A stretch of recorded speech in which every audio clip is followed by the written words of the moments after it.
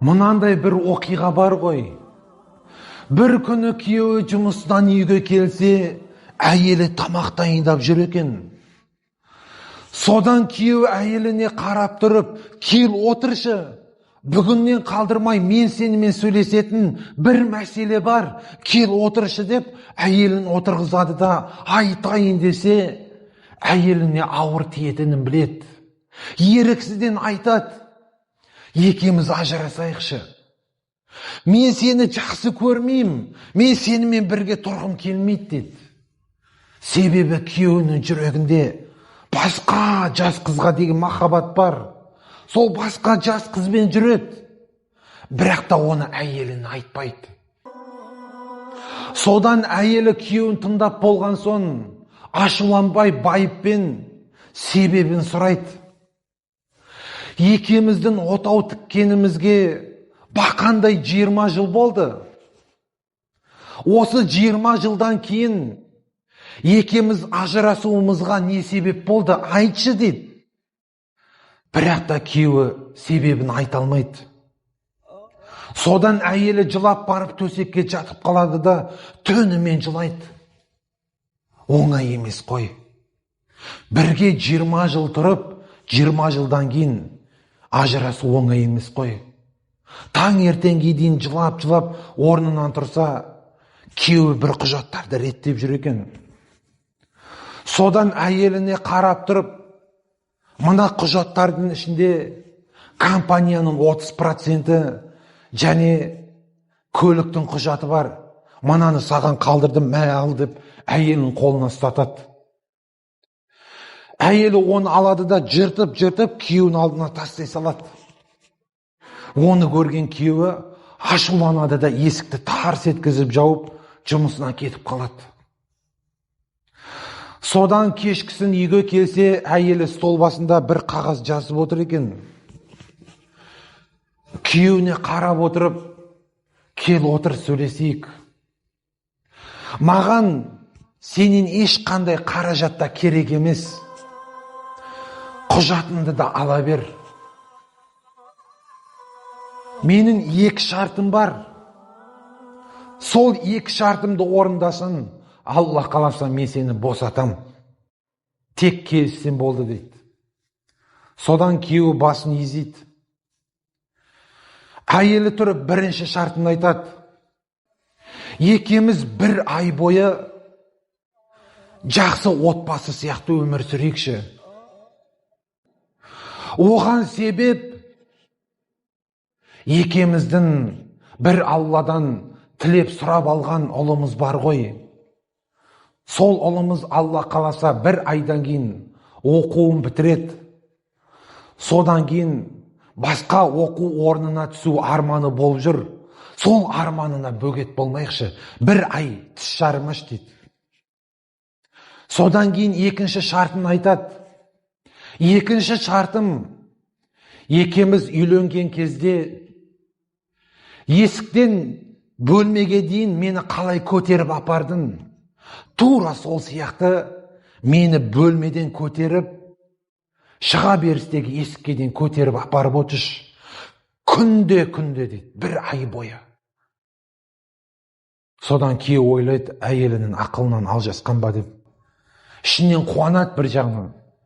Алла қаласа 1 айдан кейін жас қызбен қосылам деп іштей қуанады да әйеліне басын изейді. Келсем деді. Содан ертесін болады. Енді 20 жылдан кейін әйелін көтеру оңай емес қой. Сезім жоқ жүректе. Еріксізден көтереді.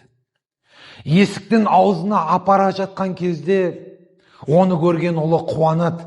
Әке, махаббаттарыңыз қандай керемет деп қуанышын жасыра алмай айтады. Сол кезде әкесі іштей оқталып айтқысы келеді.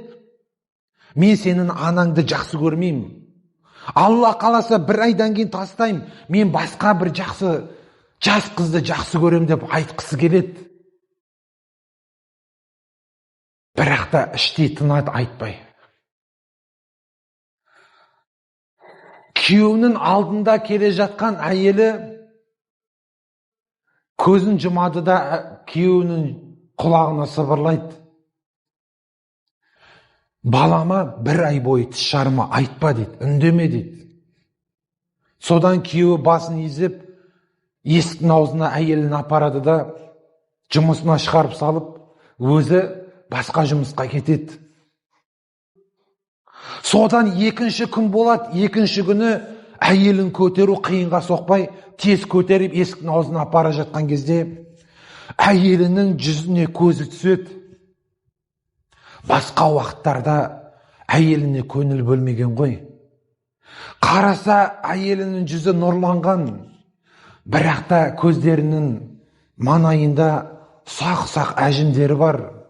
Самайында бірен-саран ақ шаштар пайда болған екен. Соны көріп, 20 жыл бойы бірге тұрған күндер есіне түсіп кетеді. Содан 3-ші күн болады.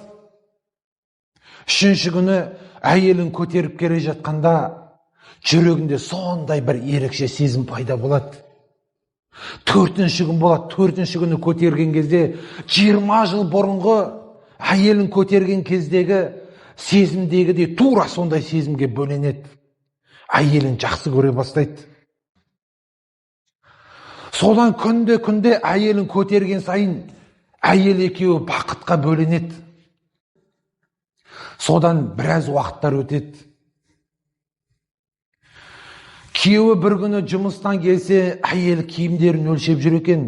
Қараш, мен киімдерім үлкейіп қалыпты, мен арықтап кетіппін деп әйелі күйеуіне айтып жатса, күйеуі басынан сипап жатқан кезде ұлы кіріп келеді да: әке, басынан сипаған түк емес қой, сіз көтеріп жүредіңіз ғой күнде, көтерсеңізші деп анасын тағы да көтертіп қояды. Көтерген сайын бақытқа бөленеді. 30-шы күн толған кезде күйеуі әйелін есікке дейін көтеріп бара жатып, әйелін қатты құшақтайды да: барлық үшін мені кешірсіз дейді. Әйелін есіктің аузына апарып, өзі жұмысқа кеткендей болып, үйден шығып кетеді. Содан әлгі жүріп жүрген жас қызға барып айтады: екеуміз енді осыдан кейін жүрмейміз. Мен әйелімді тастамайым, мен әйелімді жақсы көреді екенмін. Әйеліммен ажырасайын деп жүрген себебім сезім жоқ деп ойлайтынмын. Бірақ та қателесіппін. Мәміленің дұрыс болмағандығынан әйеліммен дұрыс сөйлеспей, сезім суып бара жатыр екен. Қазір мәмілеміз жақсы, мен әйеліммен ажыраспайым, әйелімді жақсы көрем деп әлгі қызға айтады да үйге қайтып бара жатады. Сол қайтып бара жатып, жолдан гүл сатып алады, әдемі гүлді. Содан бір қағазға: мен сені өмір бойы қолымда көтеріп өтем деп қағазға жазып, гүлдің арасына әдемілеп салады да үйге келсе, ешкім үндемейді. Содан бөлмеге кіреді. Бөлмеге кірсе, әйелі үнсіз жатады. Барып тыңдаса, дем алмайды. Дереу жедел жәрдем шақырады. Содан жедел жәрдеммен дәрігер келіп, әйелін тыңдаса, әйелі жан тапсырған екен. Содан тұрып айтады: әйеліңіз жан тапсырыпты. Осыдан 4 ай бұрын әйеліңіз біздің емханаға күнде келіп қаралатын. Сол кезде әйеліңізден асқынған қатерлі ісік ауруын анықтап, әйеліңізге айтқан едік: өзіңізге бекем болыңыз. Біздің қолымыздан ештеңе келмейді, барлығы бір Алланың қалауымен деп әйеліңізді қайтарған едік. Міне 4 айдан кейін әйеліңіз дүние салды. Өзіңізге бекем болыңыз деп жедел жәрдеммен келген дәрігер үйіне қайтады. Сол кезде күйеуі өкініштен жылап, басқа жас қызбен жүремін деп, әйелімнің ауырғанын да білмей қалыппын. Ол болса менің қамымды ойлап, анасын тастап кеткен, жаман әке ретінде баласына көрсеткісі келмей, еш болмағанда жақсы әке жақсы жар ретінде ұлының есінде мені қалдырғысы келген екен ғой деп өкініп қалады. Иә, біз бір-біріміздің қадірімізді тіршілікте білейік, өлгеннен кейін емес. Адамды бағала, әйтпесе кейін естеліктерді бағалайсың дейді. Егерде әйеліңіз сізді құрметтеуін қаласаңыз, сізде әйеліңізді сыйлаңыз. Сол әйеліңізді ата-анасы қанаттыға қақтырмай, тұмсықтыға шоқтырмай, аялап өсіріп, сізге ұзатып, аманат етіп тапсырды. Сол әйеліңіз біреудің еркелеп өсірген қызы, біреуге әпке, біреуге қарындас, және балаларыңыздың анасы. Қыз дүниеге келгенде бір періште маңдайыңнан иіскеп, сен бір қорғауға, мейірімге мұқтажсың. Сені қорғағанды, саған мейірімділік қылғанды, Алла тағала мейіріміне бөлесін дейді екен. Сондықтан да құрметті ағайын, ата-анамызды, әпке қарындастарымызды, әйелдерімізді аялайықшы.